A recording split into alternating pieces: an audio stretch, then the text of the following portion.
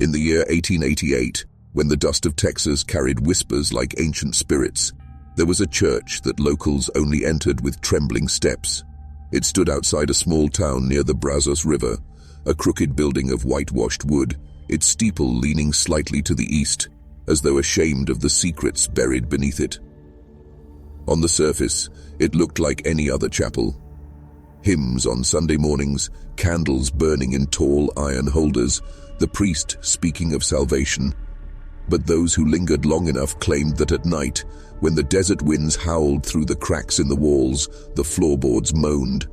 Not like timber, but like something alive, trapped and struggling far below. It was in this church that a bride walked the aisle. Not over roses, not over silk, but over coffins. 30 coffins, placed in perfect symmetry beneath the wooden planks, invisible to the eye, yet near enough that the faint smell of rot crept through. She was dressed in white lace, her face veiled, her lips trembling not with joy, but with something unspoken, something closer to fear. The groom, a tall man with cold eyes and wealth that seemed to have no origin, waited for her at the altar. And though the congregation smiled politely, each heart beat with unease, because everyone knew, even if they dared not speak, that the ground beneath that church was no place for holy vows. The story has been buried, twisted, erased from official records. But whispers remain, fragments carried by descendants, hidden in private journals, spoken in cautious tones by elders who swore to God that they saw more than they were meant to see. The coffins were not empty. The coffins were not symbolic. They were real, and inside them lay bodies. Whose bodies, you ask? That is the secret that will take you deeper and deeper into a darkness most men are too weak to face. But you are not most me. You are here, listening, and once you take this first step, there is no way back. Now write in the comments which city and what time you are listening to us from, so we know who is absorbing this secret. The year was 1888, and Texas was a land torn between progress and shadows. The railroads cut through the plains like veins of steel, bringing money, strangers, and a fragile promise of modernity. Yet just beyond the train tracks, the old ways remained. Superstition, whispered curses, and a silence about things no man wished to admit out loud. Townsfolk gathered in saloons and spoke about cattle prices, drought, and politics. But when conversation drifted toward the church outside the Brazos, the voices fell quiet. Glasses of whiskey lingered mid-air, and eyes darted toward the floor. Some things, they believed, were better left unsaid. The church itself was not always a place of dread. At first, it had been built as a symbol of hope, a beacon for settlers struggling to survive in a land of drought and bandits. Families came barefoot across the dusty fields, clutching worn hymnals, seeking comfort in scripture. But over time, the aura of hope began to wither. Parishioners reported that the air inside the church always felt colder than outside, no matter the season. Lamps flickered even without wind, and though the choir sang hymns of salvation, sometimes, faintly beneath their voices, a low hum could be heard, as though something beneath the floor was echoing back. The town pretended not to notice. They painted the steeple, polished the pews, and insisted the church was holy. But children avoided it. Animals refused to step too close, and travelers who stayed overnight near its grounds spoke of dreams so vivid that they woke gasping, clutching their throats. It was said that if one pressed an ear to the floorboards late at night, a faint knocking could be heard, slow, deliberate, and patient. Yet, despite these rumors, it was here that a wealthy man arranged his wedding. He brought the bride to the very heart of the shadows, as though mocking God himself. Why he chose this place, no one dared ask aloud. But whispers said his fortune came not from trade, not from cattle, not from honest work. It came from the ground itself, and the ground beneath that church was anything but clean. And if you feel ready to take the next step and become part of this journey, don't forget to subscribe to the channel. The bride's name was Eleanor May Whitfield. To those who knew her in passing, she was a quiet girl, raised in the dry heat of Texas summers, with hair the color of wheat and eyes that never seemed to rest on one place for too long. She was not known for laughter nor for joy, but for silence.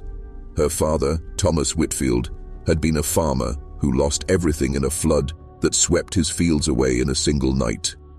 Her mother, a woman of strict faith, was said to have whispered warnings to Eleanor even in her sleep.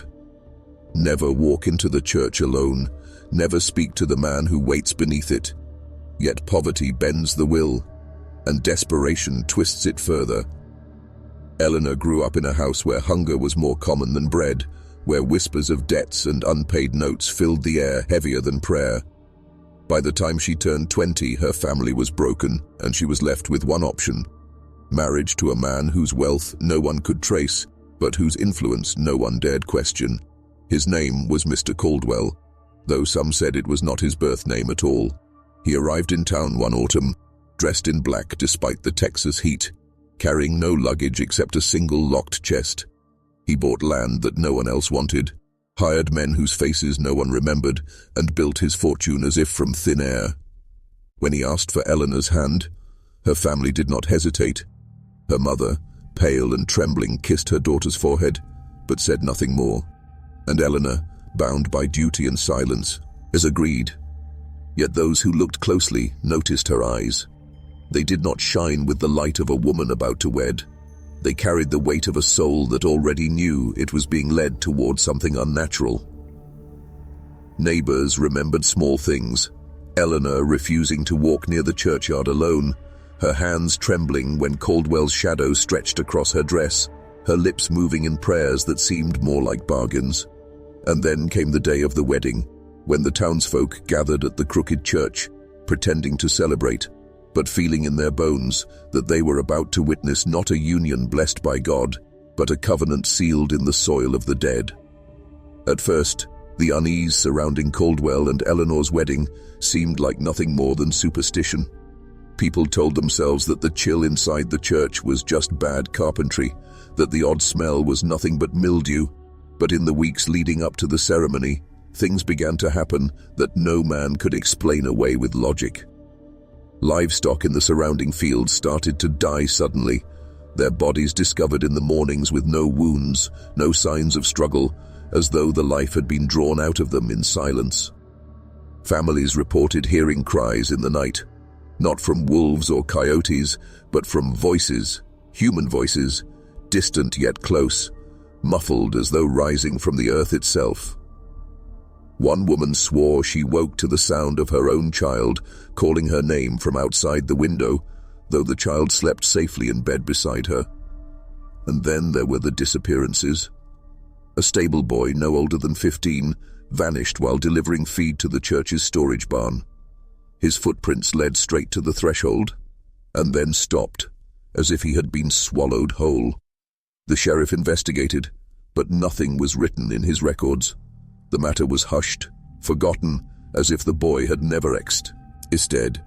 Weeks later, a seamstress who was hired to alter Eleanor's wedding gown disappeared on the very night she was seen leaving the horizon, its crooked steeple casting a shadow that stretched far too long for the hour. Bells tolled slow and heavy, though no one could recall seeing who rang them. Inside, the air was suffocating. Candles flickered in iron holders, though the day outside was bright. The congregation took their seats, and when the organ began to play, the floor beneath their feet trembled, not from music, but from something else. Some swore they felt vibrations rising from the ground, rhythmic, steady, like the pulse of a giant heart. And then came the sound. A hollow echo beneath the hymns, faint but undeniable. It was the sound of wood knocking against wood. Coffins shifting in the dark soil. The truth, long whispered, was laid bare. Beneath the floorboards, 30 coffins lay buried in perfect symmetry, forming the aisle upon which Eleanor would walk. They had been placed there deliberately, their presence hidden but never silent. When the bride appeared, veiled and trembling, her white lace dress seemed almost grey against the gloom. She stepped forward, one foot after another, her heels striking the boards with hollow echoes that seemed to awaken the dead below. The smell of decay, faint but real, wafted upward as the congregation held their breath. The groom, Mr. Caldwell, waited at the altar with eyes like sharpened glass, his lips curling into something that resembled neither love nor joy, but triumph. And then, one of the floorboards cracked. A sharp noise cut through the organ's song. A piece of wood split open beneath Eleanor's step, and for an instant the veil of secrecy was torn away.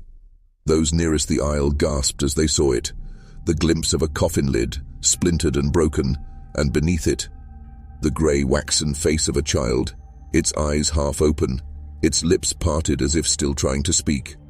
The organ faltered, the crowd froze. But Caldwell did not move. He extended his hand toward Eleanor, as though daring her to stop walking. And she, pale and trembling, kept moving forward, over the dead, over the secret, over the truth that should never have been unearthed. The gasp that tore through the congregation when the coffin lid cracked should have ended the ceremony. Any other wedding, in any other town, would have collapsed into chaos.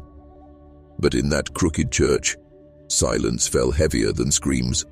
The organist froze, his hands hovering above the keys. Mothers clutched their children, shielding their eyes. A man near the back muttered a prayer so quickly it dissolved into nonsense. Yet, no one moved to leave. It was as if an invisible hand held them all in place, locking their bodies in submission. Eleanor's face, veiled in lace, revealed only the trembling of her jaw. She knew what was beneath her feet.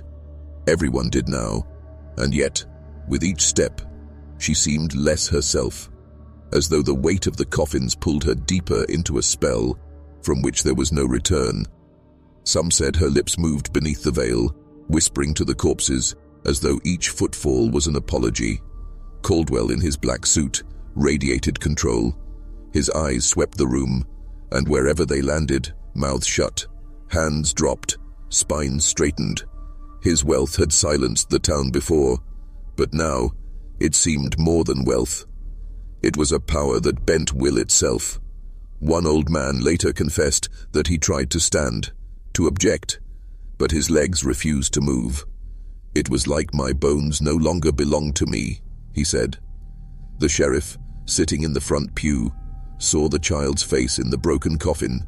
He alone could have ordered the ceremony stopped, could have demanded the graves beneath the church be exhumed. Instead, he lowered his hat as though in prayer. His silence was the final nail sealing the secret. Afterward, nothing appeared in the newspapers. No Blick record survives of coffins beneath that church. The seamstress's disappearance, the stable boy, the livestock, the smell of decay, all vanished from official memory. But witnesses remembered. They carried the images in their minds, too terrified to speak, yet too haunted to forget. When asked years later why no one fled, why no one shouted, one woman whispered, "Because the moment she walked that aisle, it felt like we were already buried with them." The wedding ended not in celebration but in stillness, as if the entire town had become a mausoleum. And for years afterward, the people who attended that wedding carried the weight of what they had seen. They did not speak of it openly, but in hushed conversations, late at night, fragments slipped through. Some said the coffins belonged to children from neighboring towns, children who had gone missing without explanation. Others claimed they were victims of disease, hidden away to prevent panic. But the most chilling whispers suggested something darker, that the coffins were not the past, but the price. One man, a carpenter, who had been hired to repair the church floor before the ceremony, confessed to his brother on his deathbed that he had seen the coffins placed there himself. He said Caldwell's men worked at night, lowering bodies into the earth, not with reverence, but with precision. They placed them in a perfect pattern, 15 on each side of the aisle, forming a pathway of the dead. The carpenter swore that as the coffins were lowered, Caldwell stood at the altar, murmuring in a language he could not understand. It was not Latin, it was not scripture, it was something older. When pressed on what the bodies looked like, the carpenter wept. He said some were fresh, their skin pale and unmarked. as though they had been taken from their homes only days before. Others were reduced to bone, their mouths open in silent screams.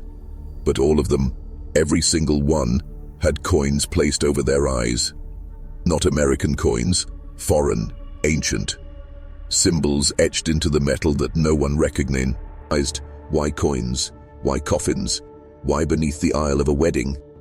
A theory spread quietly among the brave. The coffins were an offering, a foundation for something greater. Caldwell's fortune, his influence, his hold over the town, all of it was built not on land, not on cattle, not on trade, but on ritual. Each coffin was a contract, each body a seal, and by walking over them, Eleanor was not just becoming his bride. She was binding herself, and through her the town, into the same covenant. The sheriff knew, the priest knew, and yet they bowed their heads, because power built on the bones of the innocent is stronger than law, stronger than scripture, and stronger than the will of frightened men. What the people saw that day was not a wedding. It was a ceremony of ownership. And Texas soil has a long memory. In the weeks following the wedding, the town moved as though nothing unusual had occurred. Shops opened, wagons rolled down the dirt roads, children played in the dust. But beneath the surface, there was a sickness spreading. A sickness not of the body, but of the spirit. People carried on because they were instructed to, because to speak otherwise meant ruin. The church bell still rang on Sundays, though now its tone carried the weight of a funeral, and every man who stepped inside felt his throat tighten as though invisible hands pressed against him. The priest, Father O'Rourke, delivered sermons of obedience and silence. His words shifted subtly after the wedding. He no longer spoke of heaven's mercy, but of the burden of secrecy, the duty of loyalty, the danger of questioning things greater than oneself. Those who had seen the cracked coffin beneath Eleanor's foot glanced at one another during these sermons, but none dared rise. For though Father O'Rourke wore the collar of the church, his eyes, glassy, hollow and unblinking, seemed bound to Caldwell's will. The sheriff too changed. Once a man who prided himself on order, he now became Caldwell's shadow. Crimes that touched the wealthy man's interests disappeared from the record. Papers were burned. Witnesses fell silent. Even the boy's mother, the one who had lost her son delivering feed to the church, was visited late at night. Afterward, she never spoke his name again. And then there was the judge, a man who controlled property disputes in the county. He declared the land surrounding the church as sacred, untouchable, immune from taxation or inquiry.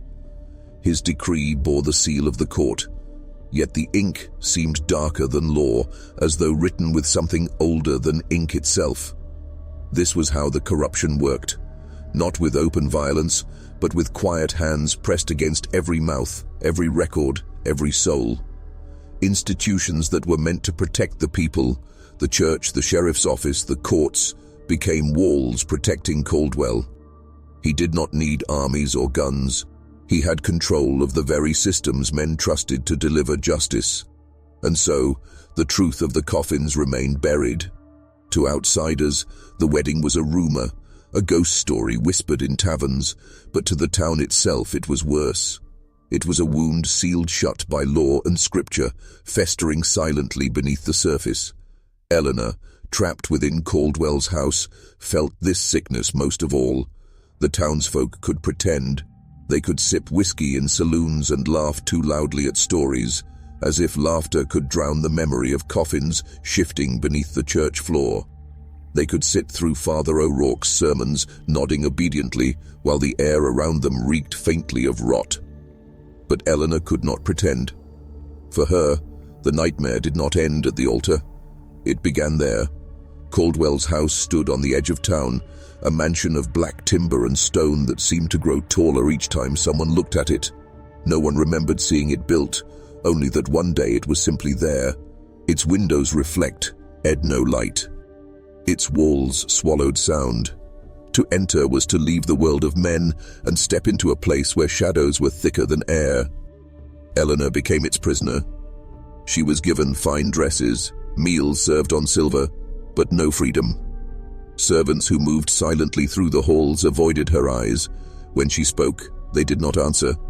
It was as if they too were bound.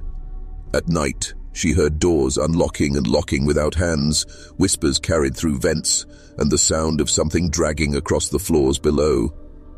Caldwell's footsteps echoed without pause, steady and deliberate, as though he never truly slept.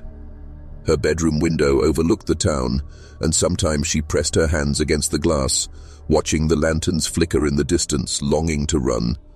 But the gates of the mansion were always shut, guarded not by men, but by black dogs with eyes like coals. They never barked. They only watched, waiting, as if knowing her every thought. Eleanor began to weaken. Her skin grew pale, her voice faint.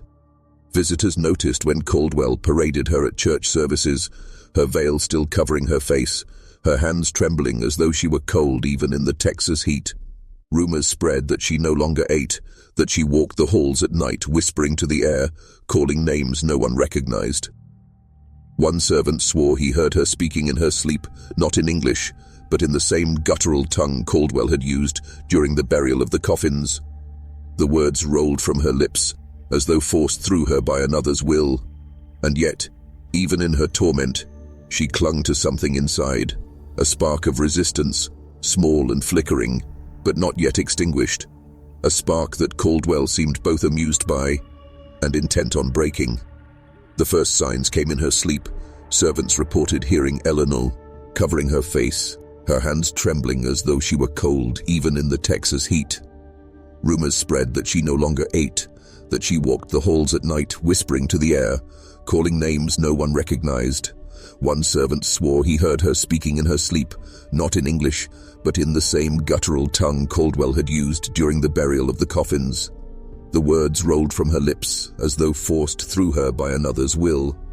And yet, even in her torment, she clung to something inside, a spark of resistance, small and flickering, but not yet extinguished. A spark that Caldwell seemed both amused by and intent on breaking. The first signs came in her sleep. Servants reported hearing Eleanor, unseen, cry out in the dead of night, her voice echoing through the halls like a child calling from a grave. At first it was the usual nightmares of any bride forced into a fate she did not choose. But soon the dreams changed. She began to speak in voices not her own, sometimes in the low growl of a man, sometimes in the frail tone of a child. The house trembled with these sounds, and the servants who overheard swore that the language was the same as Caldwell's ritual tongue horrors, but only because he commanded them. Her reflection betrayed her too.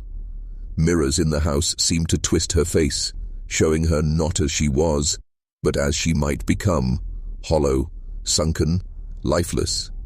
She begged the servants to cover them, but Caldwell forbade it.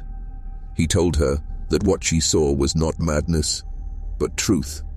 "You are becoming what you were chosen to be," he whispered, his cold breath on her cheek. Days bled into nights. Eleanor stopped keeping track of time, for the clocks in Caldwell's house never struck 12. Their hands moved, yes, but never to midnight. It was as if the house itself was suspended outside of God's time, held in the eternal moment of her binding. Outside, the town noticed her absence. The young woman who once walked dusty roads now appeared only at Caldwell's side during church, her veil lowered, her voice silenced. Mothers pulled their children closer. Men shifted uneasily in the pews, and yet none of them dared to intervene, because every glance from Caldwell reminded them of what lay beneath the floorboards of that church. Eleanor was no longer simply a bride. She was a vessel, her sanity cracking, her dreams bleeding into waking hours, her soul being rewritten by the very dead who had borne her down the aisle. At first, the visions clung to Eleanor like shadows at the edge of her sight. Flickers in the corner of a room, whispers just below the level of hearing. But then, the shadows began to take shape. They grew bold.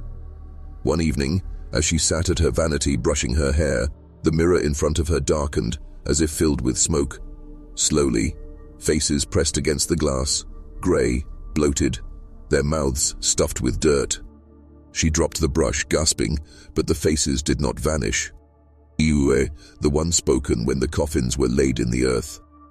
When she woke, her eyes no longer carried the innocence of a young woman. They carried visions. She claimed she saw faces pressed against the walls of her room, their features distorted, their mouths open as though screaming. Once she screamed herself, pointing toward the corner, insisting a child sat there with coins over its eyes, staring at her. Caldwell entered then, calm as ever, and with a single glance, the vision vanished. His presence banished instead. They mouthed her name in silence, 30 mouths moving together as though tied by one will. The next night, she awoke to the sound of dragging, heavy, deliberate, like coffins being pulled across the floor above her bed. But there was no floor above. The sound was inside the walls themselves. The servants admit later that they heard it too, but none dared investigate. For when the noises grew loudest, Caldwell's study door would creak open, and faint chanting in that guttural language would rise until the dragging ceased. Eleanor's own body began to betray her, her skin chilled even under blankets. Her breath sometimes misted in the heat of Texas nights. Once she awoke with bruises circling her ankles, as if hands had gripped her and tried to pull her from the bed. When she showed Caldwell, he only smiled faintly and said, "They grow impatient. Do not resist them, and you will be spared." By day, her torment leaked into public view. At church, while hymns rose, she would suddenly clutch her chest and collapse to her knees, gasping for air as though drowning. People rushed to her, but Caldwell's hand alone would lift her back to her feet, his touch restoring her, his authority over her suffering undeniable. Those who saw this began to murmur. Was she possessed? Or was she being drained by the very spirits beneath the church floor? And still, she endured, for some spark inside her, however faint, refused to surrender completely. That refusal cost her. The dead pressed harder, and the rituals deepened. But as her torment grew visible, so too did the unease in the town.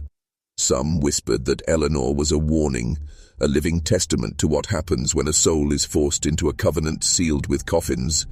The veil between her visions and the waking world was gone, and soon the entire town would see what had been hidden.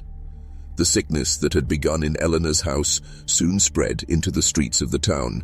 It was not a plague of the flesh, though bodies did wither.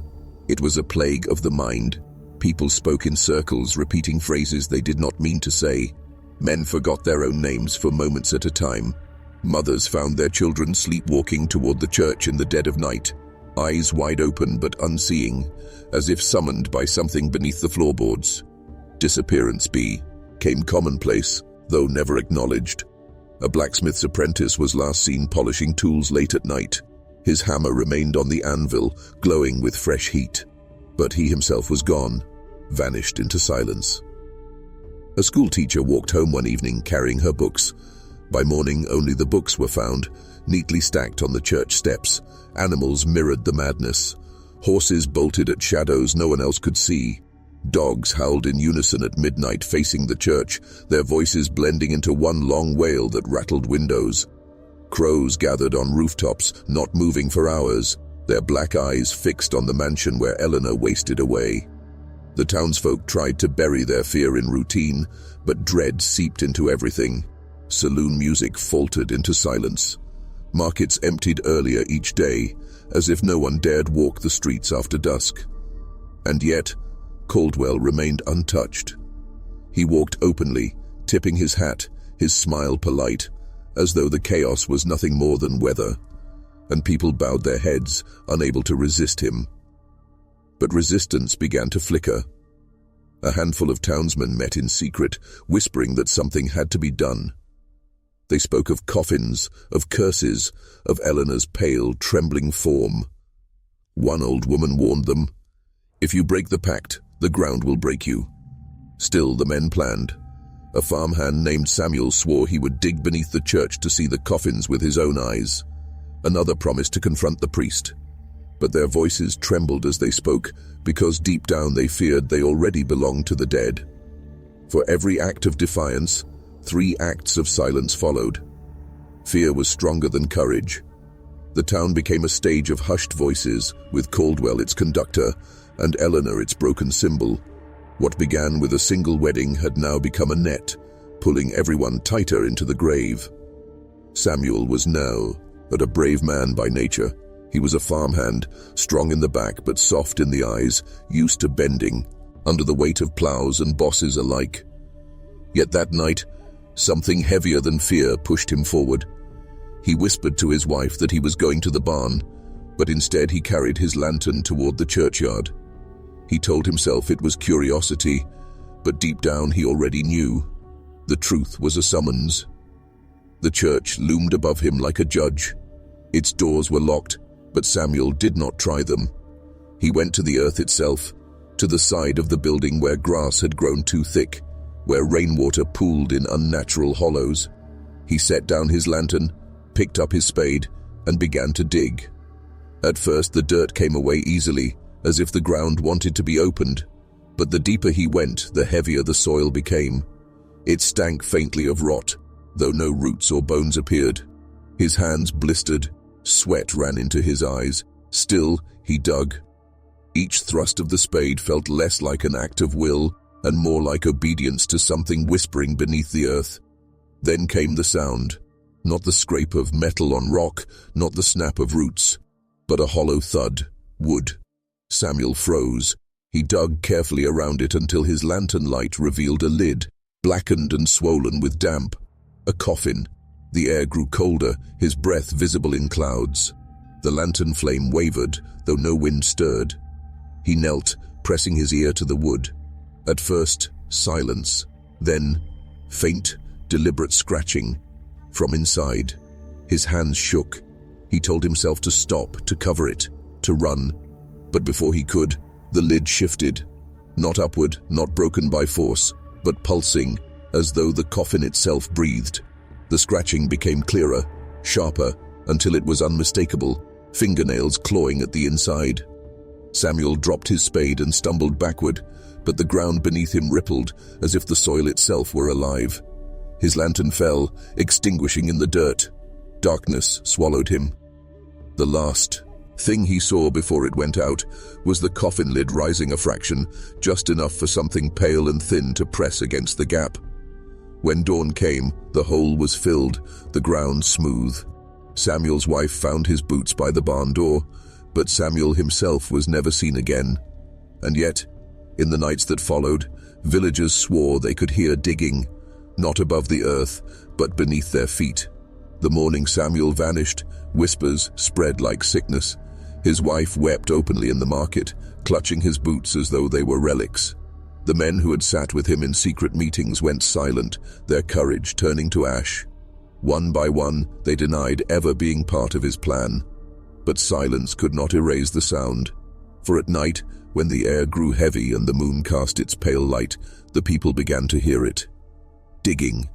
Not the steady rhythm of a man working a field, but frantic, uneven strikes. Clawing at soil, tearing at roots, hammering against earth. Sometimes it echoed faintly under the churchyard. Other times it seemed to move beneath houses, barns, even the saloon floorboards. Children woke screaming that something was scratching beneath their beds. Dogs refused to sleep, pacing and whining, ears pressed to the floor. The priest insisted it was imagination.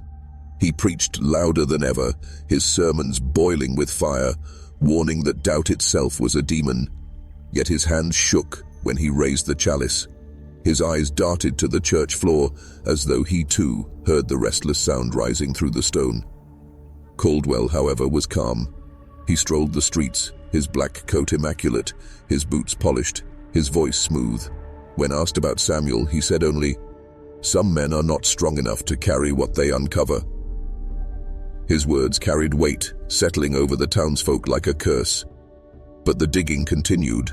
One night, a group of children wed the sound into the fields. They claimed to see dirt, moving on its own, little mounds forming, as though something was crawling upward. They ran home in terror, but their parents dismissed it. Yet the parents themselves did not sleep. They lay awake, eyes wide in the dark, straining to hear if the sound would come beneath their floorboards next. The town was unraveling. Men drank harder, women prayed longer, but the fear only deepened. The digging was not just in the earth anymore. It had entered their minds. Every silence became dangerous, every creak in the wood a warning. Samuel's act of defiance had not freed them, it had bound them tighter. And in the mansion, Eleanor lay pale and silent, her lips cracked, her hands shaking, as though she alone understood what was coming up from below. Eleanor had stopped speaking weeks before Samuel vanished. Her silence was not emptiness, it was resistance. Every word she spoke seemed to cost her a piece of her soul, so she locked them inside. Yet silence did not protect her from the visions. At night, she would lie rigid in her bed, her eyes wide and unblinking. She no longer dreamed. Instead, she saw. The ceiling above her would dissolve, and in its place, she beheld the earth. Endless layers of soil, roots twisting like veins, stones pressing like bones. Beneath it all, coffins. Dozens, hundreds, more than she could count. Each one pulsed faintly, like organs in a buried body. And inside, something shifted. She saw fingers pressed against lids, the wood bending as if it were skin. She saw mouths whispering, though the soil swallowed their voices, yet somehow she heard them. A chorus of endless hunger, each word scraping at her skull. They spoke not in sentences, but in fragments. Names, dates, promises, each syllable soaked in rot. Some nights she saw Samuel himself. His face was pale, lips blue, but his eyes were open, unblinking in the dark. He reached upward, his fingernails broken and bleeding, his mouth moving silently. She could not hear him, yet she knew what he asked. Why didn't you stop it? Her body weakened with every vision. The doctor called it consumption, the wasting sickness. But Eleanor knew it was not disease. It was inheritance. From the moment she had walked the aisle above the coffins, the pact had claimed her. The veil had been lifted, and now she carried the weight of what was hidden. She began scratching at the walls of her chamber. Her maids begged her to stop, but she would not. She tore at the plaster until her fingers bled, whispering, "It's thin. The walls are thin. The ground is thinner." One night, she startled the household by rising from her bed and walking barefoot into the hall, her gown trailing like a shroud. She pointed at the floor and said, "They are not dead. They are waiting." Then she collapsed. And for a brief moment, before her body struck the ground, every soul in the mansion heard it. The sound of fingernails raking wood, not from beneath the church, but from beneath the very floor where she stood. The coffins were not accidents of time, nor victims of plague. They were placed, buried deliberately. The truth bled into the town in fragments, spoken by the oldest lips, whispered only at night when doors were bolted and candles burned low. Long before Eleanor's wedding, before Caldwell had ever set foot in Texas, the land was already marked. Some said it began with the war, not the war between North and South, but the silent war before it, when men with titles and black coats claimed entire territories with ink and lies. The soil beneath the church was consecrated, but not to God. It was consecrated to silence, to obedience, to the binding of men beneath the earth, so the living could be controlled above it. The first coffins were said to be prisoners, men who had spoken too loudly again, set hidden powers. They were not executed in public squares, but lowered in secret, their names erased, their faces forgotten. They were buried alive, their screams smothered by hymnals. Each coffin was a sacrifice, a lock upon the town itself. Over time, the practice twisted. Not only rebels, but orphans, drifters, and unwanted souls were taken. The town prospered on their silence. Crops grew even through drought. Gold was found where others had searched in vain. But prosperity came with a shadow. The dead beneath became restless, demanding to be remembered. And so, the pact was made. Every generation, a symbol would be offered. A ceremony, a wedding, a bride who would walk above their prison, her steps binding them tighter, her vow sealing the town to its bargain. Eleanor was never told. Her family believed they were preserving honor, wealth, legacy, but they were only preserving a curse. The priest knew. His sermons were not faith but fear. His trembling hands clutched the chalice because he knew whose bones pressed beneath the altar. Caldwell knew. His calm smile was the smile of one who understood the cost and had accepted it long ago. And now, with Samuel's defiance stirring the ground, with Eleanor collapsing under visions, the pact was trembling. The locks were rusting. The whispers were growing louder. What was buried was not content to stay buried, and every man in town knew. If the pact broke, it would not be coffins that opened, but mouths. It began with 6 men, though by dusk they had gathered 12. They met not in the saloon, nor in the church, but in the barn of a man who no longer cared if his land rotted. Each carried something: a shovel, a rifle, a rusted pistol. None of them spoke of Samuel, but his absence was in their eyes. They were not men of courage. They were men who had run out of fear to spare. When night fell, they walked to the mansion. Caldwell was waiting. He stood at the gate as though he had been expecting them, his posture calm, his smile polite. The moonlight cast no shadow behind him, though every other man there stood wrapped in darkness. "Gentlemen," he said, his voice smooth as oil, "you've come with tools, but not with purpose. Tell me, do you dig graves, or do you fill them?" One of the braver men raised his rifle, though his hands shook. "The digging stops tonight. Whatever's under that church, it's coming loose, and we won't pay the price."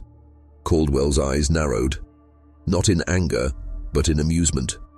"You think the price is mine to set? The ground was bought long before you were born. I am merely its keeper." The priest emerged then, summoned by the commotion. His cassock swayed like a shroud, his face pale. He tried to speak, to soothe, but his words cracked. Caldwell silenced him with a glance, and the priest bowed his head, like a servant before his master. The men advanced. Their courage, though trembling, was real. But when they stepped closer, the earth shifted. The dirt at the gate rippled as though it were water. Shovels and rifles rattled in their hands. From the ground beneath came a muffled knock. One, then another, then dozens, a chorus of fists pounding from below. The men froze. Caldwell spread his arms as though conducting an orchestra. "They are awake," he whispered. "Do you wish to join them?"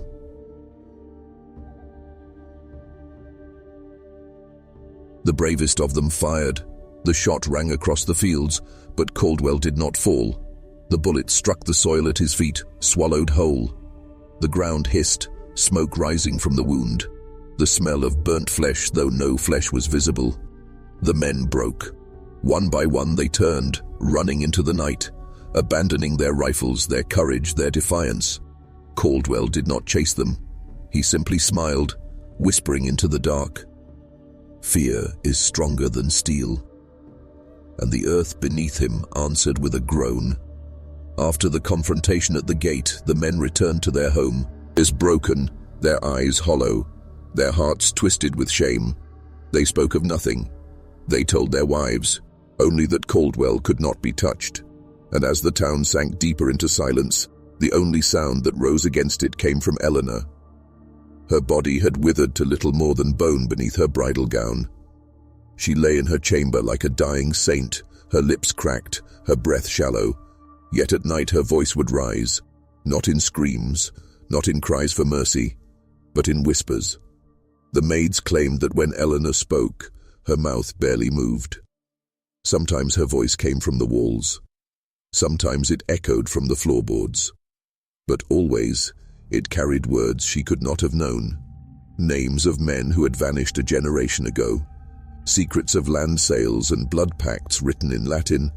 The prayer of a boy buried alive, his last plea to a god who never answered. One maid swore she heard her whisper a name she had never spoken in her life. The name of the blacksmith's apprentice who had vanished weeks earlier.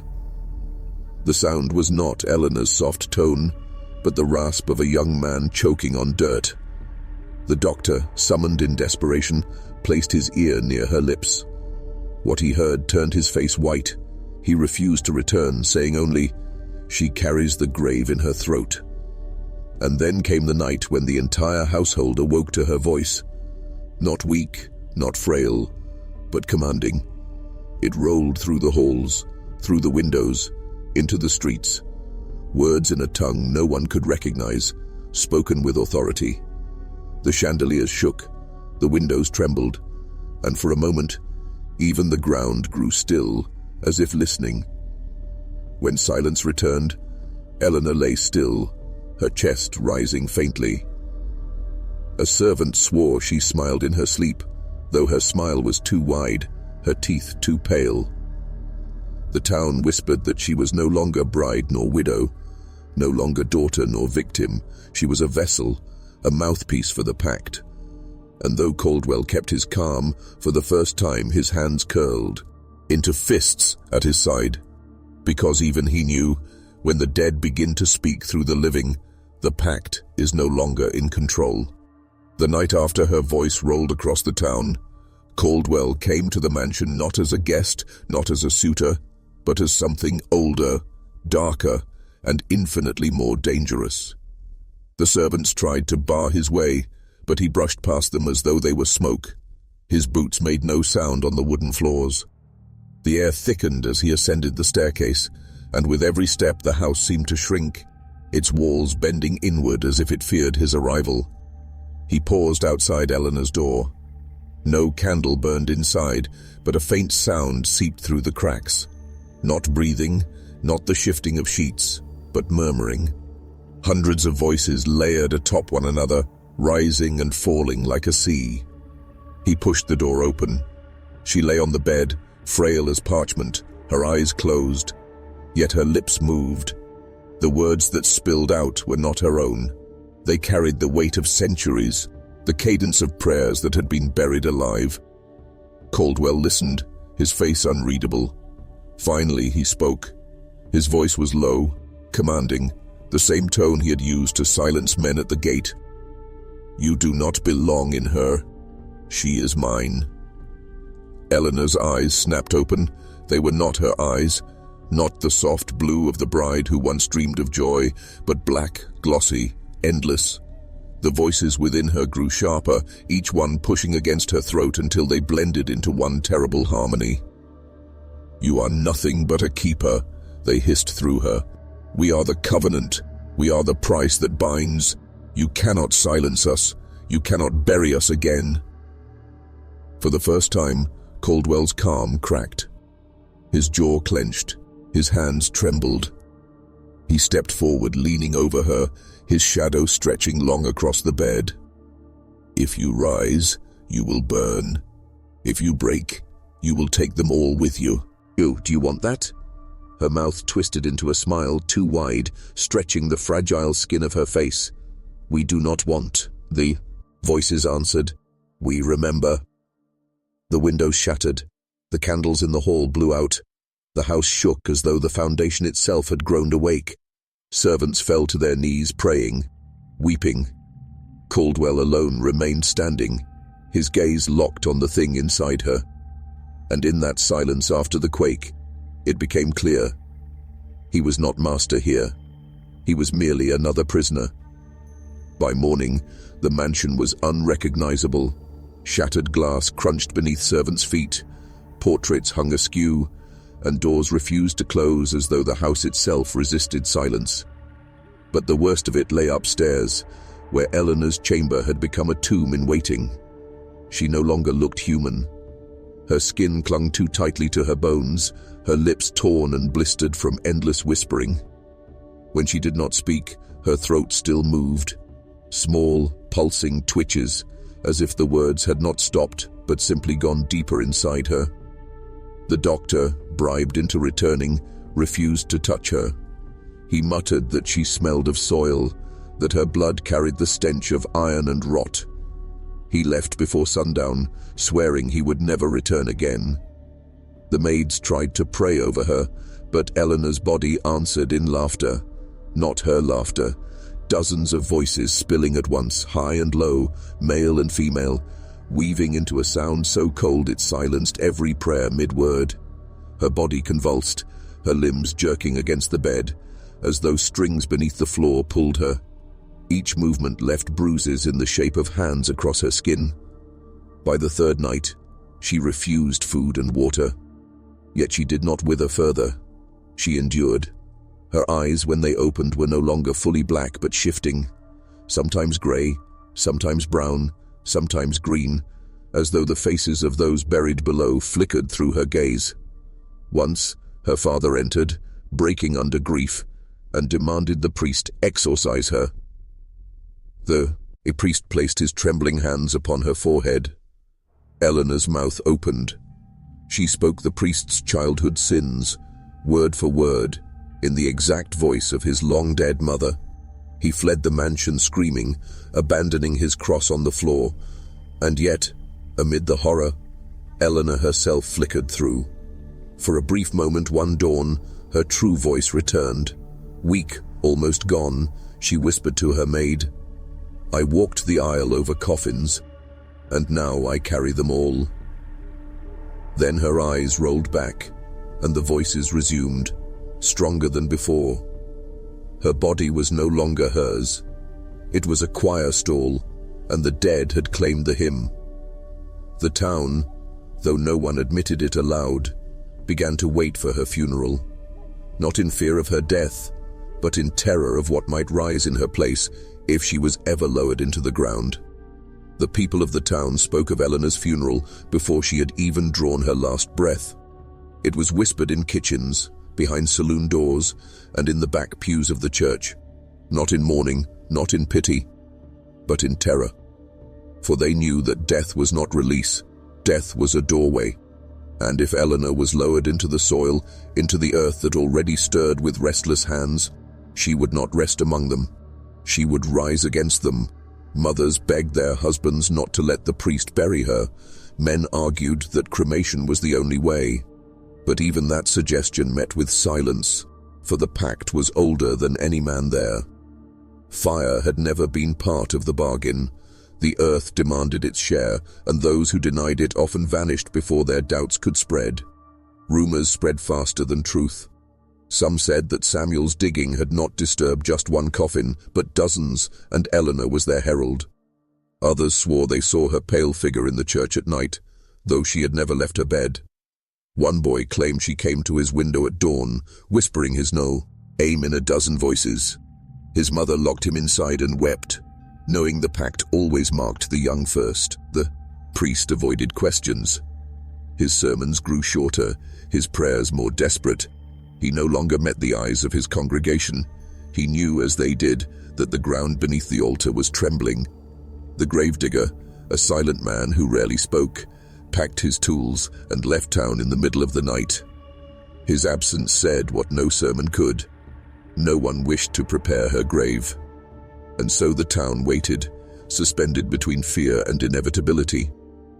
Each passing day, Eleanor grew weaker, her body consumed, her voice stronger with what was not hers.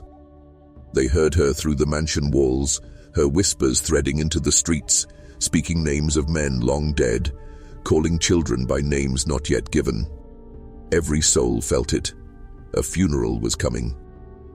But no one knew if they were burying Eleanor, or if Eleanor was burying them. When the bell finally tolled, it would not summon mourners. It would summon witnesses to the breaking of the pact. It was near midnight when the storm rolled in.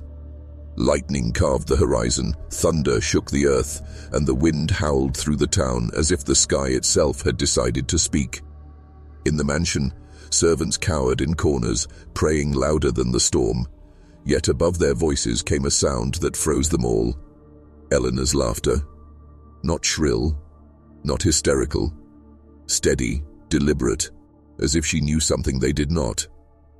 Her chamber was lit only by the storm. Each flash revealed her gaunt face, her lips torn and raw, her skin marked by bruises in the shape of unseen hands, yet her eyes burned with a light that no illness could dim.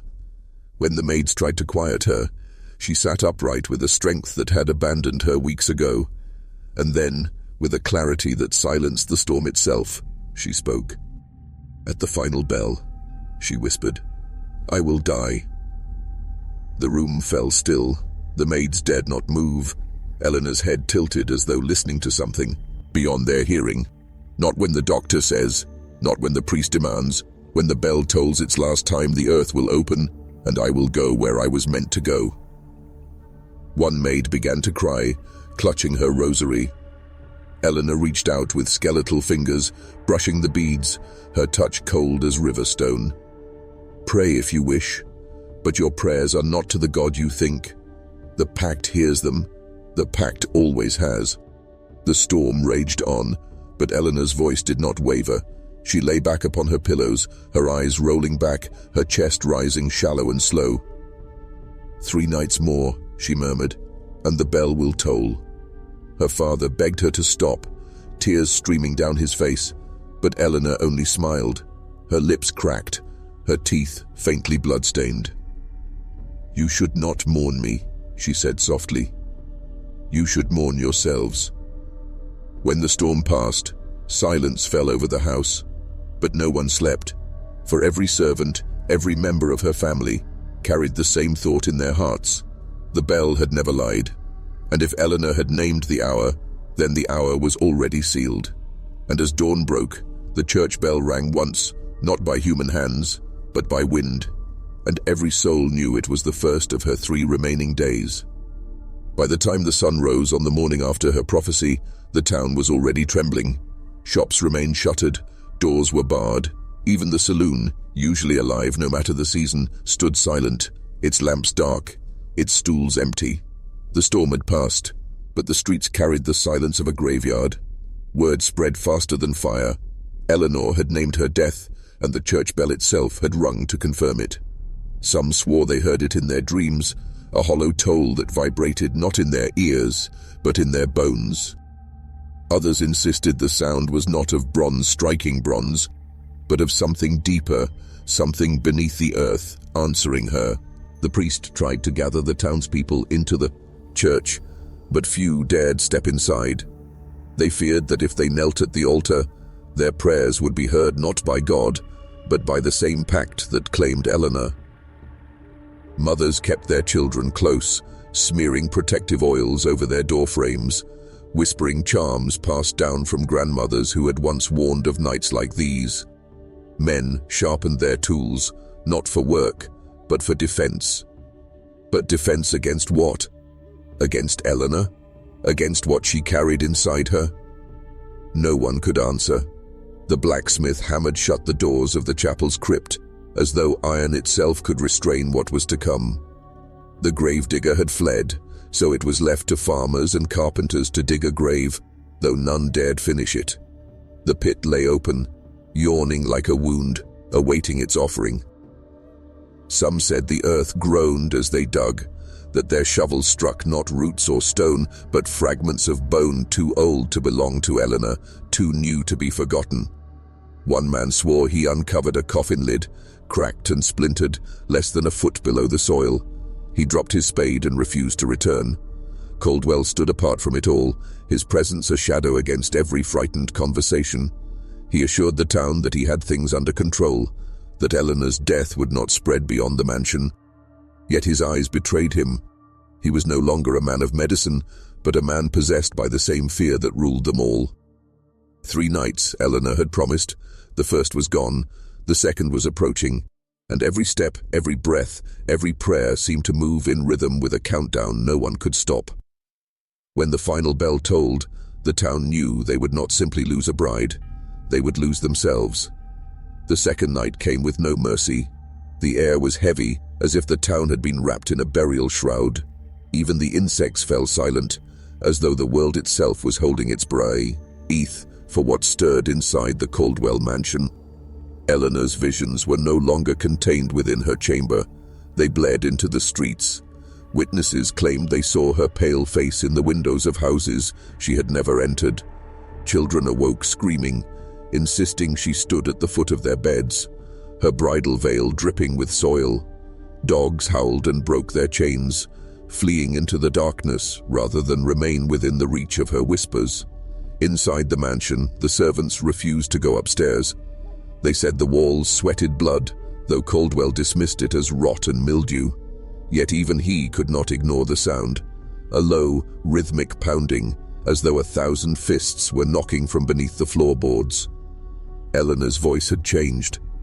It was layered, as if every coffin her husband had disturbed now spoke through her lungs. She recited names no one had ever spoken aloud in town, names of those buried without ceremony, names scratched into the wood of broken boxes and lost to time. She spoke them with precision, with reverence, with accusation. By the second night, the town's men gathered outside the mansion with lanterns, debating whether to storm it, whether to drag Eleanor from her bed and end what was consuming her. But fear fractured them. Some whispered that to touch her was to invite the pact's curse. Others argued that letting her linger would doom them all. No decision was made. They dispersed like cowards, each retreating to their home, pretending the problem could be buried in silence. At midnight, the church bell rang again, but this time, no hand pulled the rope. The priest swore it himself. He was kneeling in prayer when the tower shook. He saw the bell swing, yet no man, no wind, no storm moved it. The sound carried farther than before, rolling across fields and rivers, reaching even the outlying farms. A sound of summoning, a sound of hunger. Eleanor laughed when it rang. Those in the mansion said it was not her laugh, but a chorus of voices stitched together into one jagged sound. And then she whispered a single promise. The earth is opening. On the third night, I will not be alone. By the time the second night ended, Caldwell was a man undone. His once steady hands trembled as though carrying a sickness of the soul. His medical journals lay abandoned, their ink smeared, their logic useless in the face of what devoured his bride. Science had failed him. Faith had mocked him. And so he descended into the one chamber of the mansion no servant dared to enter. The cellar. Here, beneath the mansion's stone foundation, Caldwell had gathered relics not meant for a man of medicine. Old manuscripts stolen from priests who had burned them, pages ripped from outlawed grimoires hidden behind church walls, bones etched with sigils, wrapped in red cloth, said to silence the restless dead. He told himself it was study. He told himself it was research. But now it was desperation. He laid Eleanor's bridal veil across the cellar floor, its fabric stained with soil and sweat. Around it he placed the tokens he had stolen from the graves Samuel disturbed, a rosary snapped in half, a child's shoe, a locket with no picture inside. He whispered words he had sworn he would never repeat, syllables that felt like swallowing knives. The candle flames bent, not with wind, but as if something unseen leaned close to listen. Above him, Eleanor's cries rose and fell. But when he spoke the final line of the incantation, the house itself shuddered. For a moment, the cries stopped. Silence swallowed the night.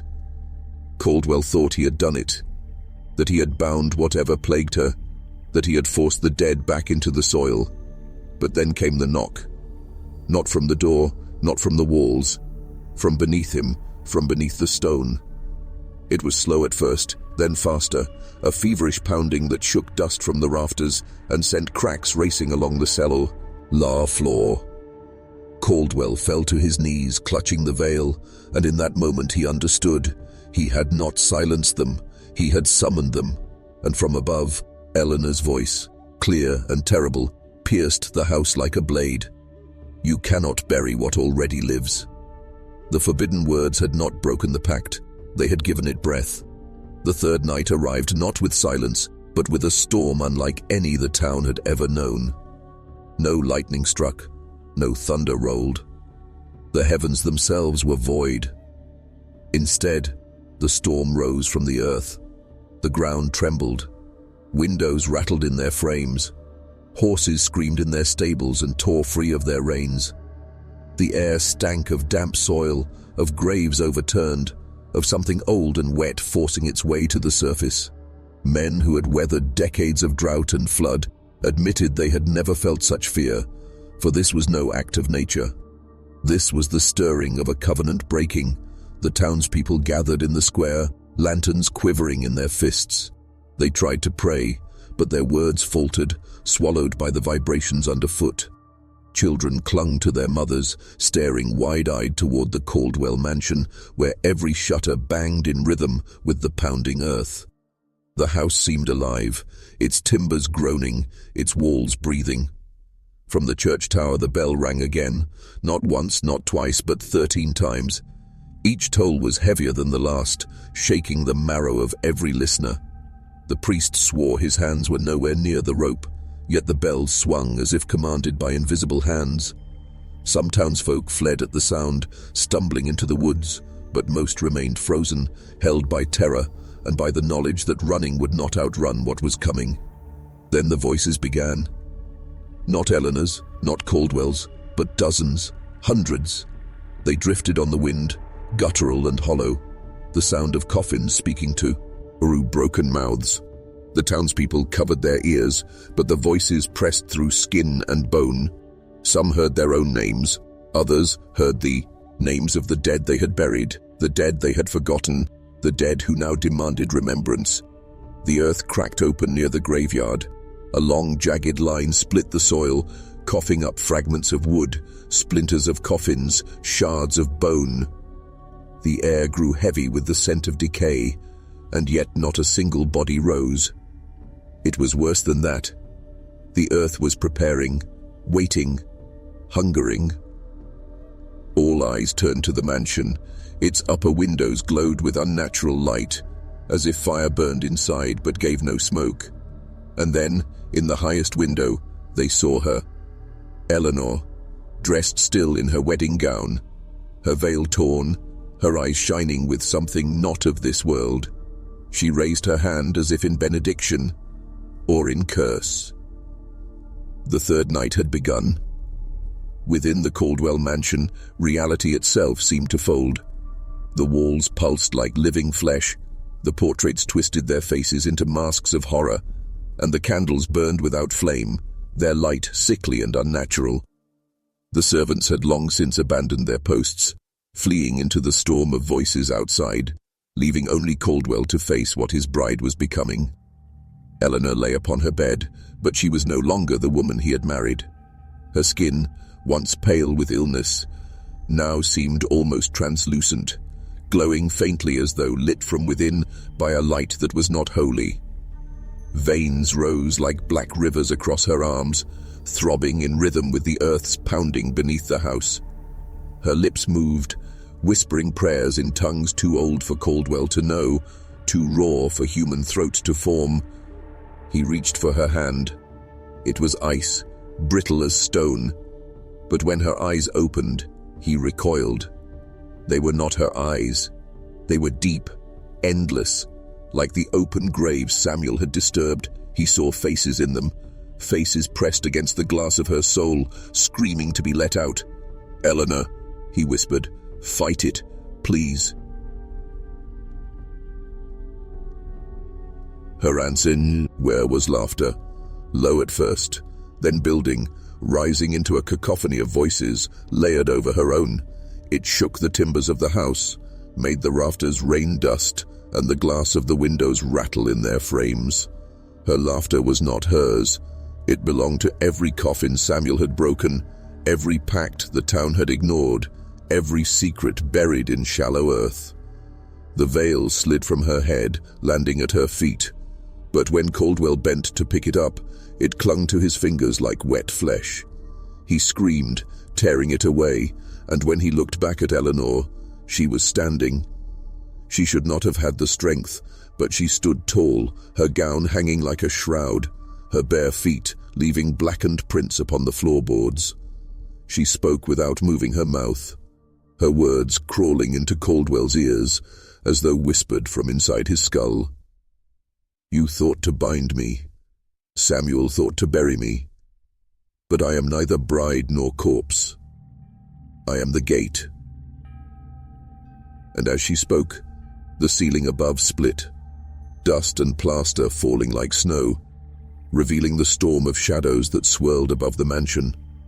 Caldwell fell to his knees. He no longer faced his bride.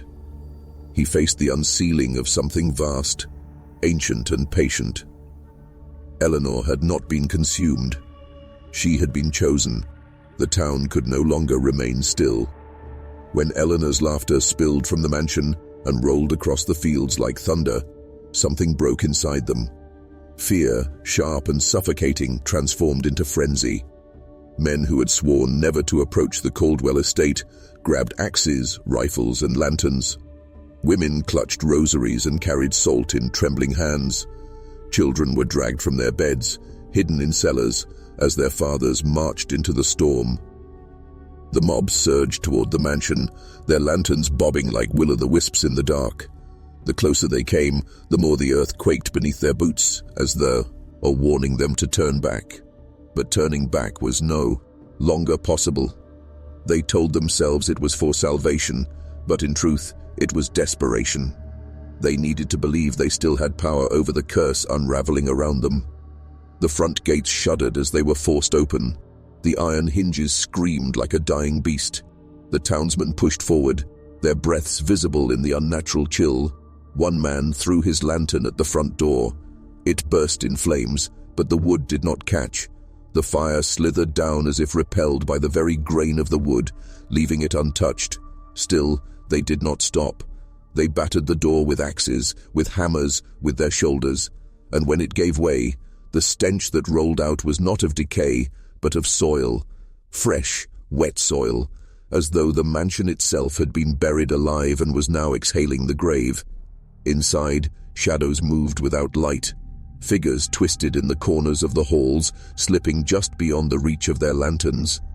Some swore they saw skeletal hands reaching from the walls. Others claimed faces pressed outward from the wallpaper, mouths open in silent screams. The house had become a crypt. The men called for Caldwell, for Eleanor, but only her voice answered, drifting down the stairwell. "Come and see," she said. "Come and see what you buried in me." And then she appeared, at the top of the staircase, in her gown, the torn veil trailing behind her like a river of ash. Her eyes blazed with the reflection of every lantern, every flame, yet they belonged to no living woman. She raised her hand and the house groaned. The mob faltered. Some dropped their weapons.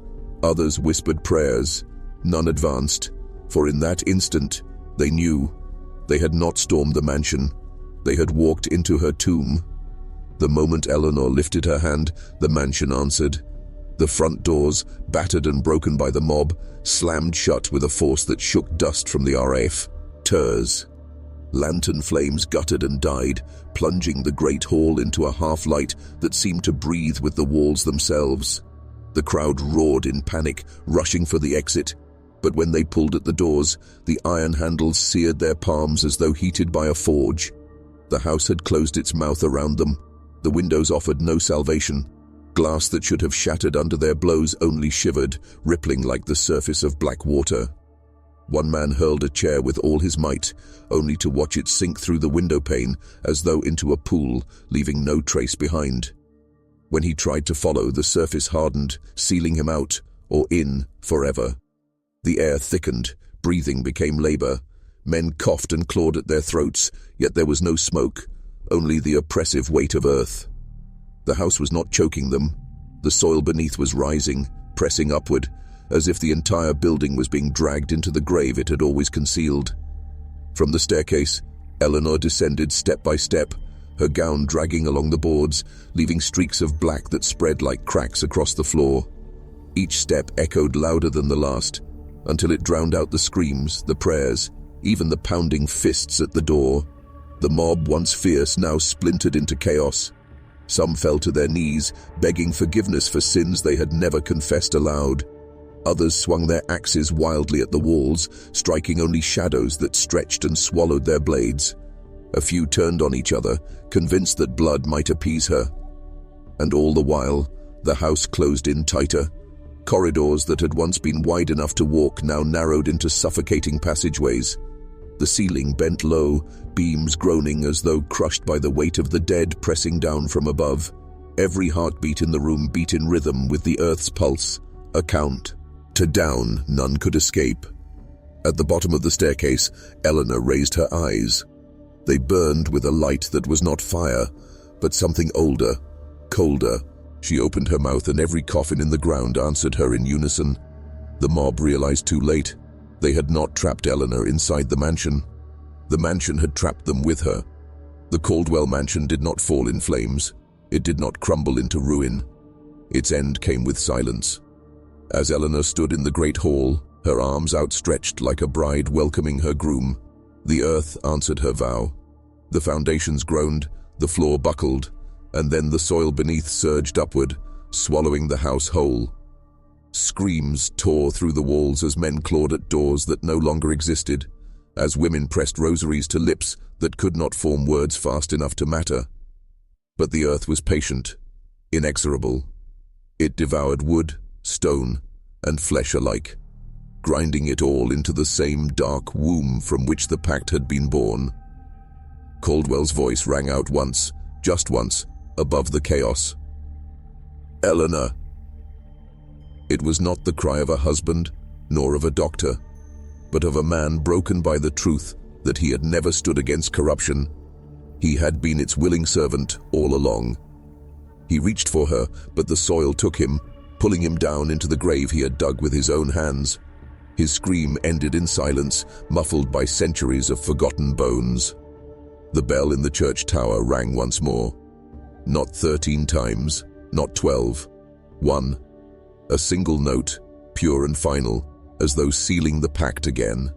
The earth stilled, the voices ceased, and when dawn broke over Texas, the Caldwell mansion was gone. In its place stretched only barren ground, flat and untouched, as though no house had ever stood there. The town was empty. Doors hung open, meals rotted on tables, fires smoldered into ash. Not a soul remained. Some say they were all swallowed, pulled into the pact that Samuel's shovel had awakened. Others whisper that the townspeople walk still, shadows without flesh, serving Eleanor beneath the soil. Travelers who pass through avoid the ground where the mansion once stood. They claim their horses refuse to cross it. They claim at night they hear the faint toll of a bell, followed by the dragging of chains and the laughter of a bride.